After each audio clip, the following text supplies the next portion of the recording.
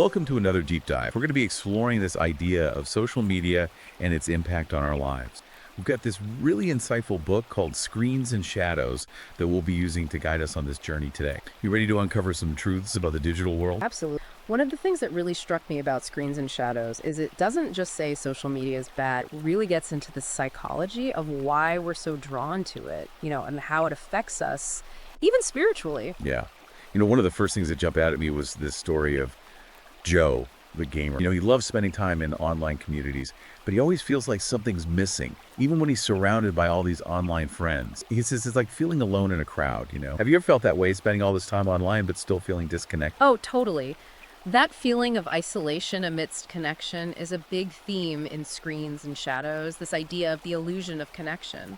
Social media promises to bring us together, but it can often lead to even more isolation. In fact, there's a study in the Journal of Computer-Mediated Communication that found that people who spend more time in virtual communities tend to have more difficulty forming real-life connections. It's almost like we're trading real human connection for these quick hits of virtual interaction. Yeah, exactly. And that kind of leads us to the addictive nature of social media. These platforms are literally designed to keep us hooked, like a slot machine we carry around in our pocket. Okay, let's break this down. What is it about social media that makes it so addictive? We all know it's hard to put our phones down, but what's really going on in our brain? It all comes down to dopamine, that feel-good chemical our brains release when we experience pleasure. Social media platforms have figured out how to tap into our brain's reward system and trigger those dopamine rushes. Okay, so how do they do it? What are some of those sneaky tactics they use to keep us coming back for more? Think about all the features that are meant to keep you scrolling. The notifications, the pull to refresh action, that endless feed. It's all very intentional. It's like mimicking those anticipation and reward mechanisms you see in gambling. Every time you see a notification pop up, a like, a comment, you get a little hit of dopamine, and that keeps you coming back for more. It's like they're training us to crave those little bursts of validation. No wonder it's so hard to resist. Right. And Screens and Shadows really highlights the consequences of this addictive cycle. They talk about studies that link excessive social media use to increased risks of depression, anxiety, and of course, feelings of isolation, like we talked about earlier. It's this vicious cycle. We seek connection online, but it can make us feel more isolated, which leads us to spend even more time online. Exactly. And the book argues that this isn't just affecting our mental health, it affects us on a deeper spiritual level. It can lead to a sense of emptiness, a disconnect from what truly matters in life. So if social media presents this distorted, often sanitized view of reality, why do we buy into it? Why are we so drawn to these platforms, even when we know they might be making us feel worse? Well, that's where it gets really interesting. Screens and Shadows dives into why we create these online personas, often showcasing these idealized versions of ourselves. You think about Instagram influencers, for example. They present these picture-perfect lives, exotic travels, luxurious experiences. Yeah, it's all highlight reel, none of the behind-the-scenes struggles. Exactly. And when we're constantly comparing ourselves to these idealized representations, it can really damage our self-esteem. We forget that we're only seeing this carefully curated sliver of their lives, not the full picture. And Screens and Shadows really digs into that psychological, all that research linking social media use to increased feelings of depression and anxiety. They even talk about Facebook depression, which, believe it or not, is a real thing. Yeah, it's crazy, right? This constant comparison to others' seemingly perfect lives can lead to feelings of, hopelessness, even despair. It makes you wonder if we're all chasing this illusion of perfection that's actually making us feel worse about ourselves. Totally. It's like we're all caught in this game of trying to project this perfect image, even if it's not our true selves. This whole conversation makes me think about another big idea from Screens and Shadows, this concept of digital echo chamber. Have you ever felt like you're stuck in this online bubble where everyone just agrees with you? Oh, for sure. Echo chambers are a huge problem in today's digital world. They're these virtual spaces where all you hear are voices echoing your own beliefs. And that's largely driven by social media algorithms, right? These algorithms are designed to show you more of what you already like and agree with, filtering out opposing viewpoints. Yeah, exactly. It's like living in a filter bubble. You're constantly being fed information that confirms your biases and shielded from anything that might challenge your worldview, which in a way, it limits our understanding of the world, even though we have access to more information than ever before. Right, and Screens and Shadows really encourages us to question the information we consume online and to actively seek out diverse perspectives. Here's where things get even more concerning, because the book talks about how these echo chambers are being exploited by these big tech companies. They have access to so much data about us, our likes, dislikes, our habits, our political leanings. And that information is incredibly valuable, you know? It can be used to target us with advertising, manipulate our opinions, even influence our voting behavior. Remember the Cambridge Analytica scandal? That was a big wake-up call for a lot of people, showing how personal data can be misused to manipulate users. It's scary to think about our privacy becoming a thing of the past in the digital age. That's one of the major concerns in Screens and Shadows. It really challenges us to think critically about the trade-offs we make when we use social media and the potential consequences for individual liberty. It's a lot to think about. So what's the solution? Do we all just delete our accounts and go live off the grid? Well, Screens and Shadows doesn't necessarily advocate for a complete digital detox. They propose a more balanced approach, introducing this idea of minimalism as a way to counter these negative effects. Minimalism. Interesting. How does that apply to our digital lives? Well, it's about being more mindful and intentional with your social media use. Ask yourself, why am I on here? What value am I getting from this?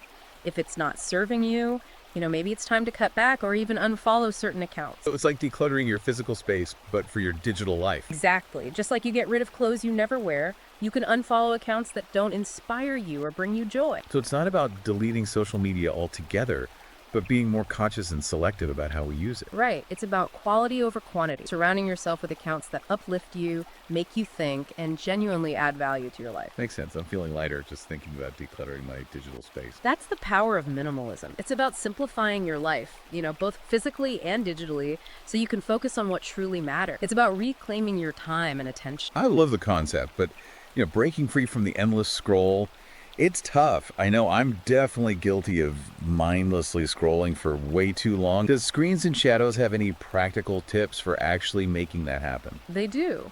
One of the most effective strategies is setting boundaries. Choose specific times of the day for checking social media and try to stick to those limits. Okay, so instead of mindlessly scrolling throughout the day, be more deliberate about when and why you're logging on. Exactly. Another helpful tip is to turn off those notifications, They're designed to pull you back in, even when you're trying to focus on other things. It's like they're little digital gremlins. Just one more peek. You want to? Yeah, that's a good way to put it. And here's another powerful suggestion from the book. Replace that social media time with activities that nourish your soul, Instead of endlessly scrolling, go for a walk in nature, read a book, have a real conversation with a friend. That sounds way more fulfilling. It's about shifting our focus from the virtual world back to the real world, reconnecting with ourselves and things that bring us genuine joy. Exactly. And it all ties back to that idea of spiritual health we talked about earlier. Social media can leave us feeling so empty and disconnected, while minimalism can help us reclaim our sense of purpose and meaning. It's about finding that balance, Yeah. prioritizing the things that truly matter. Speaking of balance, I want to circle back to something we touched on before, this whole issue of online personas and how we present ourselves on social media. Yeah, that's such a relevant topic in today's world. Screens and Shadows really explores the reasons why we create these carefully crafted online personas, presenting those idealized versions of ourselves. Yeah, like we're all trying to project this perfect image of ourselves online, even if it doesn't match who we really are. Right. And that desire for validation, for approval, it can create this disconnect between our online and offline lives. We start chasing likes and followers instead of focusing on genuine connection, personal growth. And that could have some pretty serious consequences. For sure. The book talks about things like catfishing, where people create fake profiles to deceive others, often for malicious reasons. It's scary how easy it is to create a completely made-up persona online. Yeah, the book even mentions a few real-life cases that show just how devastating this online deception can be. Remember the Jennifer Hoffman case? Jamfest 22. A woman pretended to be a young man online, manipulating and deceiving several women. Oh, and there's also the James Montgomery case, where a man used a fake Facebook profile to scam thousands of dollars from people. These cases are a reminder that the online world isn't always what it seems. We have to be cautious about who we trust, about the information we share. Absolutely. While social media can be a great tool for connection, it's important to approach online interactions with, a healthy dose of skepticism. It's like we need to develop this trust but verify mindset for the digital age. We've covered so much ground already. This dopamine dilemma, the deceptive facade of online personas, the dangers of echo chamber. But there's still so much more to uncover in Screens and Shadows. Oh, absolutely. We've just scratched the surface. There's a whole chapter dedicated to this idea of cybernetic serfdom and the control matrix, exploring the growing influence of these big tech companies and their impact on our lives. That sounds fascinating. I can't wait to get into that. You know, as we kind of dig deeper into Screens and Shadows, one concept that really stands out is this idea of cybernetic serfdom and the control matrix. It's about how we might be becoming increasingly dependent on and even controlled by technology, especially these big tech companies. Sounds a little ominous. Can you unpack that a bit for us? Yeah. What exactly is cybernetic serfdom? Yeah, it's a powerful term, isn't it? It's this idea that as we rely more and more on technology, especially social media and the internet, it can kind of subtly shift the balance of power between us and these tech giants. We become almost like, digital serfs, dependent on their platforms and services. So it's not just about the time we spend online, but the control these companies have over our data and how that data is being used. Right, exactly. It's about data collection, surveillance, and the erosion of privacy. Screens and Shadows connects this idea of cybernetic serfdom to this concept of a control matrix. The system where our choices, our behaviors, even our thoughts are being subtly influenced and manipulated. It's kind of unsettling to think about, isn't it? This invisible hand guiding our online experience. It is, and the book brings up some real-world examples that illustrate this dynamic. We talked about the Cambridge Analytica scandal where personal data was used to manipulate voters, but there are even more disturbing examples like, government surveillance programs that partner with these tech companies to access user data. You're talking about programs like PRISM, right? The ones Edward Snowden liked a few years back. It's chilling to think our online activity is being monitored and collected on such a massive scale. Right. And Screens and Shadows makes a strong argument that this loss of privacy has some serious implications for our individual freedom, even freedom of thought. I mean, if our data is being used to manipulate us, are we really making free choices?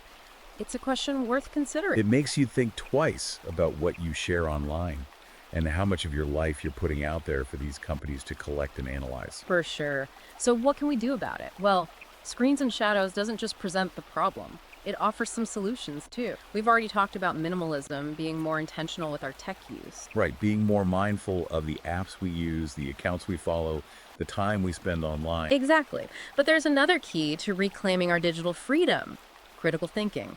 Screens and Shadows stresses that we can't just blindly accept everything we see online. We need to develop those skills to really evaluate information, to question the source, to tell the difference between fact and fiction. It's about becoming more discerning consumers of information, especially in this day and age of misinformation and fake news. Exactly. It's about asking questions like, who's behind this information? What's their agenda? What evidence supports their claims? And being willing to change our minds when presented with new information. It sounds like hard work, but it's crucial in today's world. So while we're talking about all these downsides of social media, I'm curious, does Screens and Shadows acknowledge any positive aspects of these platforms? It does. The book isn't about demonizing social media entirely. It recognizes those platforms can be powerful tools, for connection, for social change, for giving a voice to those who might not otherwise have one. Think about how social media has helped facilitate social movements, brought people together around shared causes. It's given a platform to those who might have been silenced. That's true. There are definitely positives, and it's easy to forget those when we're focused on all the negatives. It's all about balance, right? Finding a way to use these tools in a way that benefits us without letting them control our lives. Exactly. And that's where those ideas of minimalism and critical thinking are so important. By being more mindful, more discerning in how we use social media, we can actually harness its power for good, Yeah. while minimizing those potential downsides. Okay, so we've talked about the illusion of connection, the addictive nature of social media, these dangerous echo chambers, the whole cybernetic serfdom thing, even the positives of these platforms. Is there anything else in Screens and Shadows that you think our listeners should really know about? One chapter that really stuck with me is the one exploring influencer culture. It's such a fascinating phenomenon that's become so huge in recent years. Yeah, influencers are everywhere these days. But what exactly does Screens and Shadows say about them? The book really dives into this rise of influencer culture, looking at both the good and the bad. It acknowledges that influencers can have a lot of power, promoting positive messages and connecting with their audience in authentic ways, but it also explores the, the darker side of this whole thing. Pressure to maintain that perfect image, the potential for exploitation, the blurring of lines between authenticity and marketing. Yeah, exactly. And the book raises these really important questions about the impact of influencer culture on young people who are just bombarded with images of unattainable beauty and lifestyles. It's a topic that really deserves a lot of attention as we kind of navigate this changing digital world. So it's about being aware of the influence these online personalities have, especially on younger generations, and really being critical of the messages they're putting out there. For sure. And Screens and Shadows offers some really thought-provoking insights into this rapidly changing phenomenon. It's a great resource for anyone who really wants to understand the dynamics of influencer culture and its impact. As we've been talking about all this, one theme keeps coming up, this importance of awareness, being aware of how social media can impact us, both personally and as a society. Right, absolutely. Screens and Shadows drives home this point that we need to be more conscious, more intentional about how we interact with these platforms. It's recognizing the subtle ways that can shape our thoughts, our feelings, even our behavior. It's about taking back control of our digital lives, Yeah. right? Not letting these algorithms dictate how we spend our time and energy. Exactly. And that's where the ideas of minimalism and critical thinking come in. By simplifying our digital lives, setting boundaries, and questioning the information we encounter, we can reclaim our autonomy. We can use technology in a way that serves us rather than the other way around. It's about finding that balance between the good and the bad, the connection and the isolation, the information and the misinformation. It's a lot to navigate, but Screens and Shadows gives us some great tools to find our way in this increasingly complex digital world. It really does. This book has so many insights that can help us make better choices about how we interact with technology and how we can, protect our mental, emotional, and spiritual well-being in this digital age. I think one of the biggest takeaways for me is this idea that we have more power than we think. We can choose to step back, to disconnect, to rethink our whole relationship with social media. We can choose to cultivate those real-world connections, engage in activities that bring us joy, prioritize our well-being over the constant pursuit of likes and validation. That's such an important realization. And Screens and Shadows really encourages us to embrace that power, to make choices that are aligned with our values and our goals. Well said. So, with all that in mind, what are some final thoughts or insights you want to leave our listeners with? What are some key things to remember as we navigate this digital landscape? First and foremost, remember, you're not alone in this. A lot of people are wrestling with the same issues we've been talking about. Be kind to yourself, and don't be afraid to reach out for support if you need it. That's good advice. We're all in this together trying to figure out this new digital world. Second, social media is a tool. It's not a replacement for real life. Use it intentionally. Don't let it take over. Make time for face-to-face interaction, experiences that bring you joy, activities that nourish your soul. It's about finding that balance, that harmony between the digital and the real. And lastly, remember you have a choice. You can choose to step away, disconnect, set boundaries, and reclaim your time and energy. You can shape your digital experience so that it aligns with your values and your goals.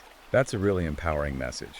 We don't have to be slaves to the algorithm. We can make conscious choices that support our well-being. Yeah, that's right. And Screens and Shadows gives us the knowledge and the insights we need to make those choices with intention and clarity. So what's the verdict on Screens and Shadows? Would you recommend it to our listeners? Absolutely. It's a must-read for anyone who wants to understand how social media impacts our lives and how to take back control of their digital experience. It's full of research, analysis, and practical advice for navigating this digital landscape in a healthier and more fulfilling way. Well, that wraps up our deep dive into Screens and Shadow. We've covered a lot, exploring those illusions and addictions and potential dangers of social media, but we also talked about its positive aspects and the power we have to shape our experience online. It's been a great conversation, and I hope our listeners have gotten some valuable insights that they can use in their own lives. If you're interested in learning more and diving deeper into all of this, be sure to check out Screens and Shadow. You can find it on Amazon Kindle and Google Play Books. It's a fantastic resource for anyone who wants to navigate this digital world with awareness, intention, and purpose. Thanks for joining us on this journey. And remember, stay curious, stay critical, and stay connected to what truly matters. As we've been talking about the impact of social media, one thing that really stuck out to me in Screens and Shadows is how it distorts our perception of time. It's true. It's like social media creates this time warp where hours just vanish while we're scrolling, constantly bombarded with new posts and notifications. It really does. It's easy to lose track of time completely. But it's not just about losing track of time, is it? It's more about how social media changes our whole understanding of time itself. Right, like how fast things change, how quickly trends come and go, how we're always expected to be on reacting to the latest thing. It's like living in this never-ending now with no real thought for the past or the future. And Screens and Shadows argues that this warped sense of time really affects our spiritual well-being. It does.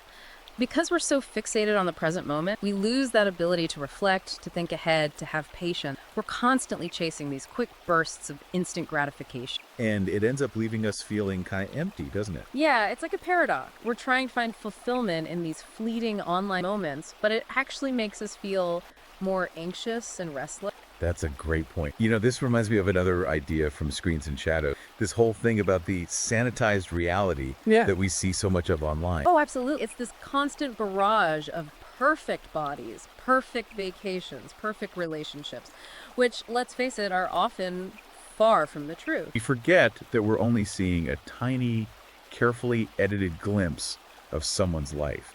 But we start to compare ourselves and feel inadequate. It's so true. We're basically trying to win a game that's rigged from the start. Exactly. But Screens and Shadows encourages us to break free from that. It's about accepting ourselves, flaws and all, finding the beauty in the everyday, and appreciating the good things we already have. Right. It's about shifting that focus from what we lack to what we have, from who we think we should be to who we actually are. That's where the real contentment lies. This has been such an eye-opening look at Screens and Shadow. We've explored so much: the dopamine dilemma, the distorted view of time, these echo chambers and curated reality, and the importance of things like minimalism and critical thinking. What are your final thoughts? I think one of the most powerful messages of the book is that we're not powerless. We can step back. We can choose to disconnect. We can change our relationship with social media. We can prioritize real-life connections and activities that bring us joy. Exactly. It's a choice. Well, Screens and Shadows has given us a lot to think about. It has. It's a must-read for anyone who wants to understand how social media really impacts us and how to navigate the digital world in a way that's healthy and fulfilling. If you're interested in learning more, you can find Screens and Shadows on Amazon Kindle and Google Play Books. It's packed with insights and practical tips for reclaiming your time, your attention, and ultimately your well-being in this digital age. Thanks for joining us on this deep dive. It's been a pleasure. And remember, you have the power to choose how you experience the digital world. Use technology in a way that serves you, not the other way around. Stay curious, stay critical, and stay connected to what truly matters.